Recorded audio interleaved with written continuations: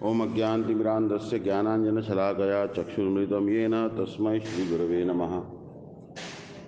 सर्वप्रथम स्मृति गुरुपाद पद्मलितला पृष्ठ गुरु शिष्य भक्तिदांत नारायण गोस्वामी महाराज दंडी स्वामी शिष्य भक्तिदांत दंडी महाराज नामनिष्ठ संत श्री अनिरुद्धास प्रभु जी समस्त वैष्णव के चरणों में था के दंड प्रणाम। Canto 1, text 18, chapter 18, text 23. आम ही पृष्ठोर्यमणो भवद्भिराचक्ष आत्मावगमोऽत्र यावान् नभा पतन्त्यात्मसमं पतत्रिणस्तथा समं विष्णुगतिं विपश्चिता। अहम, my humble self, he, certainly, पृष्ठा, asked by you, Aryamanaha, as powerful as the sun, Bhavadbhi, by you, Achakshe, may describe, Atma Avagamaha, as far as my knowledge is concerned, Atra, herein, Yavan, so far, Nabha, sky, Patanti, fly, Atma Samam, as far as it can, Patatrinaha, the birds, Tatha, thus, Samam, similarly, Vishnu Gatim, knowledge of Vishnu, Vipashchita, even though learned. O Rishis, who are as powerfully pure as the sun, I shall try to describe to you the transcendental pastimes of Vishnu as far as my knowledge is concerned. As the birds fly in the sky as far as their capacity allows, so do the learned devotees describe the Lord as far as their realization allows. The Supreme Absolute Truth is unlimited. No living being can know about the unlimited by his limited capacity. The Lord is impersonal, personal and localized. By his impersonal feature, he is all-pervading Brahma. By his localized feature, he is present in everyone's heart as a supreme soul. And by his ultimate personal feature, he is the object of transcendental loving service by his fortunate associates, the pure devotees. The pastimes of the Lord in different features can only be estimated partly by the great learned devotees. So Srila Sutta Goswami has rightly taken this position in describing the pastimes of the Lord as far as he has realized. Factually, only the Lord himself can describe himself, and his learned devotees can also describe him as far as the Lord gives him the power of description. So here, it is told that the birds fly in the sky as per their capacity. That is, sparrow can go maybe 100 feet, 200 feet, 400 feet. But falcon may go even higher. Eagle will fly even higher. So there are different types of birds which will go up in the sky as much as their capacity allows. So the knowledge of Bhagavan is also like that. In Bhagavad Gita, there is 3 types of knowledge. There is confidential knowledge, there is more confidential knowledge, and there is most confidential knowledge. The confidential knowledge is about the Brahma, and there is more confidential knowledge is about Paramatma. The knowledge of Brahma and Atma, the Brahma Jyoti and Atma, this is confidential knowledge. But even more confidential is Paramatma, Sarvasya Chaham Hridi Sannivishto. I am present in the heart of all living entities as localized super soul. But there is even more, most confidential knowledge is actually about Bhagavan, that we have to surrender to Bhagavan. But even more than that is Sarva Bhuyatamam Bhuyo Bhaksham Hitakamya. I am telling you the most confidential knowledge, that become my devotee, offer your mind to me, worship me, worship my deity form, and offer obeisances to me. So here Sutta Goswami is explaining whatever his realizations are to Shaunaka. And these realizations he is telling them free of charge, not charging any money. Now in the past chapter we discussed that Sutta Goswami is not from Brahmin family. He was from a mixed caste. Because Sutta means mixture, basically Brahman and Kshatriya, whatever it is. So although he was from a mixed caste, he was accepted as a guru because of his realizations. Understand? So Vaishnavas, there is no consideration of higher or lower birth. It all depends on how much bhakti they have. It is an offense to consider Vaishnavas to belong to a particular caste or creed. So there are some offenses. Arche Vishnu Shiladhir, Gurushu Naramati, Vaishnava Jati Buddhir, Vishnura Vaishnavanam, कलिमल मथने पाद तीर्थे अम्ब बुद्धि श्री विष्णु नामनी मंत्रे सकल कलुषय शब्द सामान्य बुद्धि श्री विष्णु सर्वेश्वरे तैदर समाधि सभा नारकी. To think that deity of Vishnu is actually stone. Guru should naramati, to regard Gurudev to be ordinary human being. Vaishnava jati buddhi, to think that Vaishnavas belong to any particular caste or creed. Vishnura Vaishnavanam kalimala mathane pada tirthe amba buddhi. And to think that the food bath water of Vishnu or the food bath water of Vaishnavas to be ordinary water. And Harinam is transcendental sound vibration. To consider it to be ordinary sound vibration like Pepsi, Cola, Coca-Cola is also an offense. Understand? So here Sutta Goswami's caste doesn't matter. And he's telling his deepest realizations. But whatever the Ashtanga yogis cannot tell, whatever the impersonal persons cannot tell, more than that our Sutta Goswami is able to tell because he's a devotee of the Lord. One time what happened in one mutt, one Mayavadi came. He was telling, Aham Brahmasmi, I am Brahma. I am myself Bhagavan. Understand? The Gurudev told that one brahmachari bring the hot charcoal, burning wood from the fireplace and from the furnace and put it in his mouth. So then he was running here and there, he was dodging, they were attempting to put the hot burning charcoal in his mouth. He was dodging, then they told Gurudev told him that you are also Brahma, this charcoal is also Brahma, burning charcoals, hot cinders also Brahma, why you are dodging it? Then he said, I will never again, I'll catch my ear, I'll never tell I am Brahma again. So then he surrendered, then he became devotee. So we are not Brahma, we are actually servants of Bhagavan. Understand?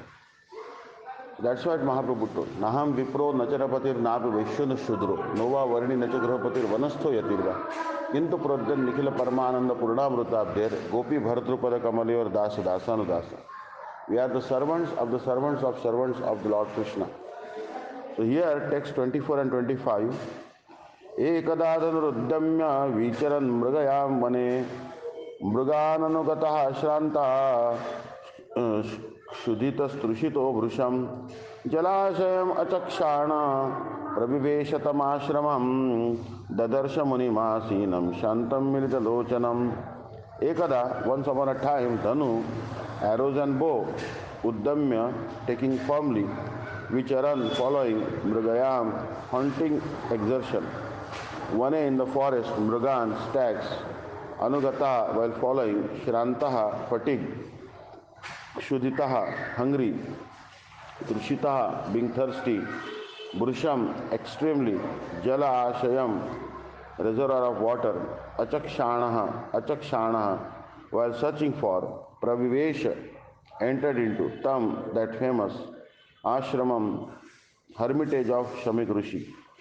Dadarsha saw, Munim, the sage, Asinam, seated, Shantam, all silent, Milita, closed, Lochanam, eyes. Once upon a time, Maharaj Parikshit, while engaged in hunting in the forest with bow and arrows, became extremely fatigued, hungry and thirsty while following the stags.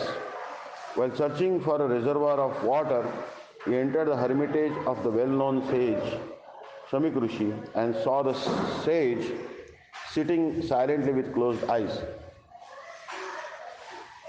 The Supreme Lord is so kind to his pure devotees that in proper time he calls his devotees up to him and thus creates an auspicious circumstance for the devotee. Maharaj Parikshit was a pure devotee of the Lord and there was no reason for him to become extremely fatigued, hungry and thirsty because the devotee of the Lord never becomes perturbed by such bodily demands.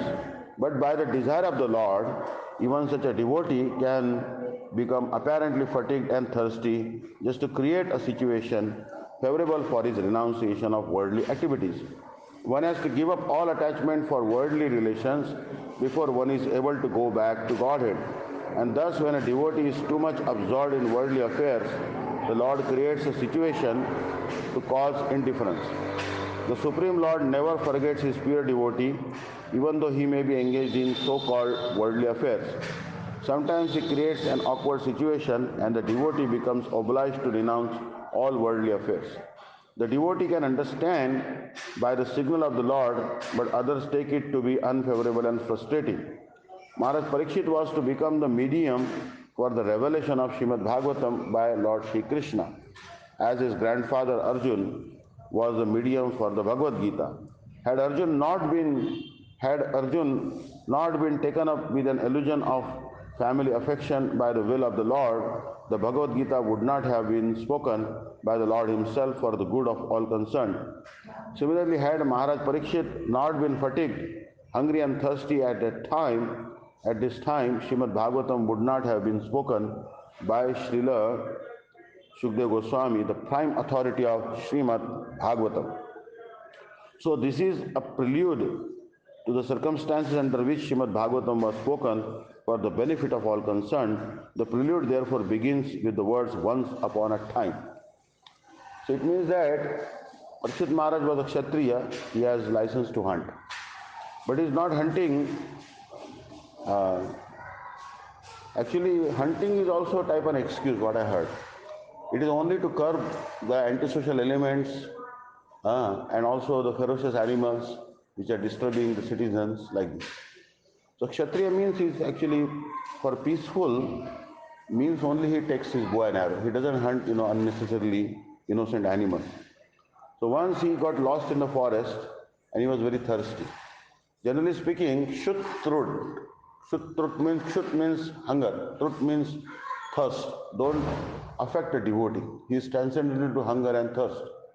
But here, Bhagavan has to reveal Srimad Bhagavatam. You'll see that Sarvapanishado Gavo Dogdha Gopal Nandana Partho Vatsa Sudhir Bhokta Dugdham Gita Amritam Mai.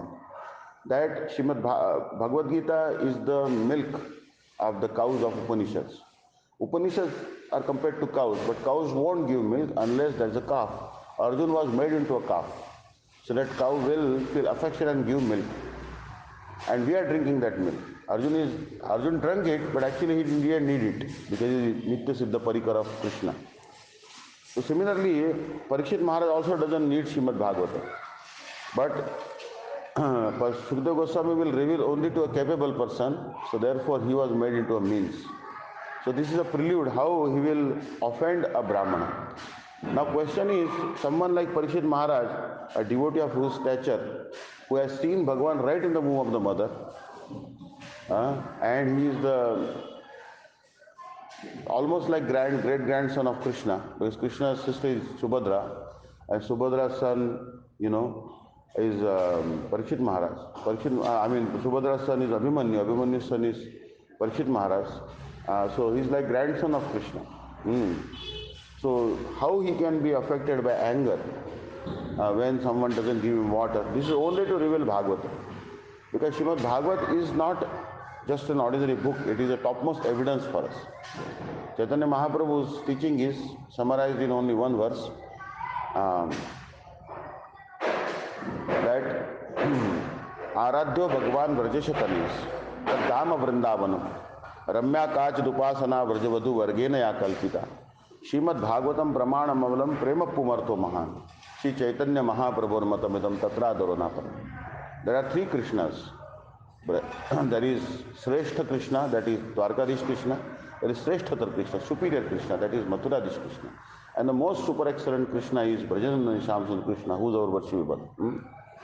And just like Krishna is worshipable for us, his abode Vrindavan Mathura is also worshipable. So Shama eva param rupam puri madhupuri vara. Vayam kaishorakam dheyam addeva parorasa. Ragupati Upadhyaya told that Shama eva param rupam. Topmost form is Shama Sundar. Shama eva param rupam puri madhupuri vara. Topmost place is Mathura or Vrindavan. Vayam kaishorakam dheyam. We should meditate not on the baby form of Krishna, Kaumar form or Pauganda form, but youthful form, Kaishor form. From the age of 5 up to 5 is Kumar. From 5 to 10 again there is Pauganda and then Kaishor. And we should meditate upon him like the gopis meditated. Ad Deva Parorasa. Original melo is the conjugal melo in Parakya Bhav. So these verses summarize our teaching. If someone will ask you what is your teaching, then we tell these two verses. Understand? So here, this topmost rasa, Adya rasa, has to be revealed to the world. And that's why Parikshit Maharaj and Shukdev Goswami is capable of narrating Adya Rasa, Shrungar Rasa, because he is the parrot of Radharani. That's why it's called Shriya Shukra. So Srimad Bhagavatam Pramanam Amalam, even higher than Vishnu Puran or Padma Puran. There are many Vaishnava Puranas also, which are meant for the people in mode of goodness. There are some Puranas made for the people in the mode of passion. Some Puranas are for the people made are in the mode of ignorance. But this Puran, topmost Puran, Srimad Bhagavat Puran, is meant for the liberated person. Who will not hear Harikatha? Nivritta tarshe upagiyamana bhavushada shrotra manovirama kahuttama shloka gudanavadat uman virajitna vinapashu. Those who are free from all the material thirst, means there are some persons who are mumukshu, they are hankering for liberation, and there are some mumurshu, there are some persons who are hankering for sense gratification. Such persons who are hankering for liberation and sense gratification, they also aspire to hear this religious nectar of Srimad Bhagavatam. And when they release the nectar of Srimad Bhagavatam, they become free from their hankering and pangs for this sense gratification. In the absence of sense gratification, what pangs they have, they become free from that. Once you start hearing Srimad Bhagavatam properly, you will not feel the material hankerings. Understand? So therefore, this is the topmost evidence for us. And this describes Bhugol, Khagol, everything.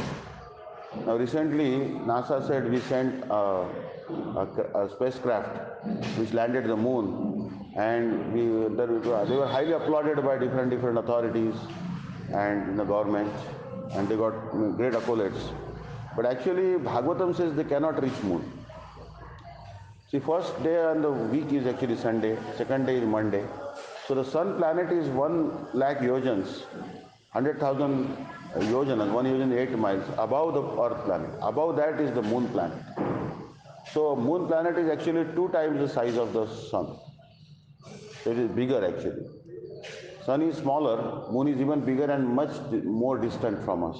And there is in between moon and in between the Earth and the sun, there is a planet called Rahu, which is 4 times bigger than the sun and 2 times bigger than the moon. Bhagavatam described this. So more or less this expedition, they could have landed in the Rahu planet, and they think we have landed the moon.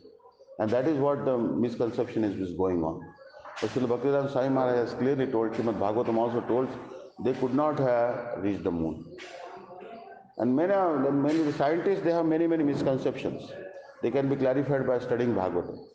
For example, they tell that the earth is spinning around its own axis, and earth is also spinning around the sun at a very high speed. But yesterday I came in a train from Kolkata, and that train I couldn't sit properly also. Forget about doing any serious computer work or anything, because it was shaking so much. Although it was running at a minute speed of, 120 kilometers per hour. But they see earth is spinning around sun far faster. But we are not seeing any movement. We are able to sit steadily here. So what our version is there in Bhagavatam is that the earth is steady and the sun is moving. And really you can see by your eyes that sun is always going this way and that way. But they say don't believe your eyes. But okay, their calculation, NASA calculation and ISRO calculations about sunrise and sunset, and our heliocentric model and geocentric model, both calculations are coming accurate. It doesn't mean that our Panchanga doesn't give us correct timings of sunrise, sunset, and also eclipses and all that. So Srimad Bhagavatam gives us the basic scientific basis. Understand? So unless we study Bhagavatam, we will not understand the correct science, because more or less today's modern science is speculation. They are simply speculating. Understand? But Bhagavatam is apaurushya. It is a descending knowledge. Knowledge can be acquired by 2 processes, ascending knowledge and descending knowledge. So we are not trying to, knowledge is not, so we are trying to get the knowledge by descending process. Descending process means, evam parampara praptam imam rajana shriya vidhu sakala neha mahata yogo nashta paramtam. That this knowledge was given by Krishna to Arjuna. But before that he had given it to the sun god. Imam vivasvati yogam proktavan aham avyayam. Vivasvate manave praha manave ishwakave abravit. So Lord Krishna gave this knowledge to Vivaswan, the sun god. The sun god gave it to Vivasvat Manu. Vaivasvat Manu gave it to Ishwaku, then this knowledge came to us. Understand? So when it was lost, again Krishna told it to Arjuna, this is an eternal knowledge. So you'll see that here, verse 26, Pratiruddhendriyah prana mano buddhi muparatam sthanatrayat param praptam brahma bhutam avikriyam. Pratiruddha, restrained, indriya, the sense organs, prana, air of respiration, manaha, the mind, buddhim, intelligence, uparatam, inactive, sthana, places, trayat, from the three, param, transcendental, praptam, achieved, brahma bhutam, qualitatively equal with the supreme absolute, avikriyam, unaffected. The Muni's sense organs, breath, mind and intelligence were all restrained from material activities. And he was situated in a trance apart from the three, wakefulness, dream and unconsciousness, having achieved a transcendental position qualitatively equal with the Supreme Absolute. It appears that the Muni in whose hermitage the king entered was in yogic trance. The transcendental position is attained by three processes, namely the process of jnana, or theoretical knowledge of transcendence, the process of yoga, or factual realization of trance by manipulation of the physiological and psychological functions of the body, and the most approved process of bhakti yoga, or the engagement of senses in the devotional service of the Lord. In Bhagavad Gita also we have the information of the gradual development of perception from matter to a living entity. Our material mind and body develop from the living body, living entity, the soul, and being influenced by the three qualities of matter, we forget our real identity. The jnana process theoretically speculates about the reality of the soul. But Bhakti Yoga factually engages the spirit soul in activities. The perception of matter is transcended to still subtler states of the senses. The senses are transcended to the subtler mind and then to breathing activities and gradually to intelligence. Beyond intelligence, the living soul is realized by the mechanical activities of the yoga system or practice of meditation restraining the senses, regulating the breathing system and applying intelligence to rise to the transcendental position. This trance stops all material activities of the body. The king saw the Muni in that position. He also saw the Muni as follows. So you'll see that here the Muni's sense organs, breath, mind and intelligence were all restrained from material activities. So Bhagavad Gita is told that karmendriyani sayyamma yaste manasa smaran. That we may restrain our working senses, but we are pondering on the subtly on those objects of senses. That is also detrimental for bhakti. For example, I am not physically engaging in enjoying the sense objects, but in my mind contemplation is going on. Understand? That is actually a sign of an imposter. Imposter person actually has attachment for sense objects, but is physically not engaging in those sense gratification. Understand? But here Muni is not like that. Shamik Rishi is so great that he has restrained his sense organs and his mind also. His mind is our friend and mind is our enemy. Manaiva manushyanam karanam bandha mokshayo. Mind is our friend if it is controlled, and mind is our enemy if it is uncontrolled. So that's why all the instructions which are given by Sri Raghunath Das Goswami in Manas Shiksha, or Bhagavan Shri Krishna in Bhagavad Gita, or by Govind Kaviraj, Bhajahure Mana Shri Nandanandana, these are meant for the mind only. In Maharashtra also, there is one great poet, Sri Ramdas Swami. He used to recite his shlokas or verses in Marathi in the morning. I used to say that Mana Sajjana Bhakti Panthe Chizave Sata Tara Shri Hari Pavijito Svave Jani Nindate Sarva Sodori Dhyave Jani Vandate Sarva Bhave Karave. He is telling the mind that, my dear mind, engage in the service of Lord Sri Krishna. Engage in the light of Sri Krishna, Sri Ramchandra. Go by the path of devotional service. You cannot attain Krishna by any other process. Jnanata Sulabha Mukti, by processing the process of impersonal knowledge, jnana, you may get liberation. But Bhagavan can be attained by only bhakti. Bhakti revenam nayati, bhakti revenam darsheti, bhakti vasya purusha, bhakti evaya bhuyas. So generally see that Bhagavan is called who is free from, we are always in three states. That is wakefulness, dream and unconsciousness. So right now, although we are awake, we are not really awake. Are we really awake? We are not really awake because we are also dreaming. Some people are dreaming in the night, some are daydreaming. Some people, like you see in Lucknow, they are coming, I saw many boys, they are coming, but they are thinking, oh, I will get a job in UPSC, I will be selected as officer, or Uttar Pradesh, some state officer, uh, and then I will be class 1 officer, then I'll build a big house nearby, I will get a nice car. They are daydreaming. They don't have a job yet. So, but Bhagavan is free from this state of wakefulness or even dream state or unconsciousness. So Bhagavan is called Turiya Vastu. Turiya means the fourth state, which is beyond Jagrat, Swapnavastha and Sushupti. Sushupti means unconscious. Like abhi main aaya, I came, I was very tired. So I slept, I don't know how time passed. By the time I woke up, it was quarter to 12. Understand? It's like almost like Sushupti. But some dreams were also coming. So generally we sleep, we don't have dreamless sleep, but the state of dreamless sleep is called sushupti or almost unconsciousness. But Bhagavan is turiya vastu. So now this particular consciousness, which particular Shamik Rishi had was same as the consciousness of Bhagavan. So when your consciousness is like consciousness of Bhagavan, then you don't become Bhagavan, but you are in the state of samadhi. The word samadhi comes from the word samadhi. Now your consciousness is on par with Bhagavan's consciousness. Understand? Means you are dovetailed with him and you are on the fine tune with him. Qualitatively, you are same consciousness as Bhagavan. This is a very high state. That's why he had closed his eyes. Generally speaking, when we perform Ashtanga Yoga, we are not encouraged to close our eyes totally. Because if you close your eyes totally, we'll fall asleep during Gayatri. And if we close our eye, or keep our eyes open, then we'll see what's going on around us. So what is done is you close your eyes half and focus on the tip of the nose. That is what Ashtanga Yoga tells. But this Muni was so perfect that he had completely closed his eyes, but he was not asleep. He was in a trance. So he was in yogic trance. So here it is told that the transcendental position is attained by three processes. Namely for the process of jnana. But jnana is a very difficult process. It is told that jnane prayasa madapasya namantam eva jivanti sanmukharitam bhavadiya varta. Sthane sthita shrudigatam tanumang manovirye prayasha ajita jitopitaisya lokya. Lord Brahma told that jnane, by process of impersonal knowledge, it is very difficult to attain Bhagavan.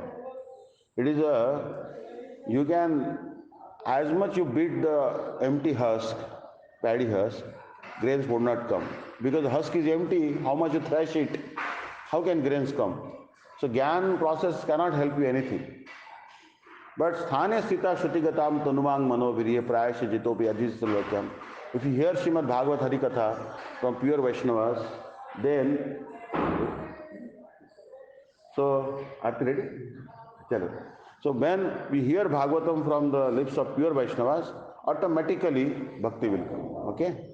Hare Krishna. Vancha kalpate. Krishna. Dandava.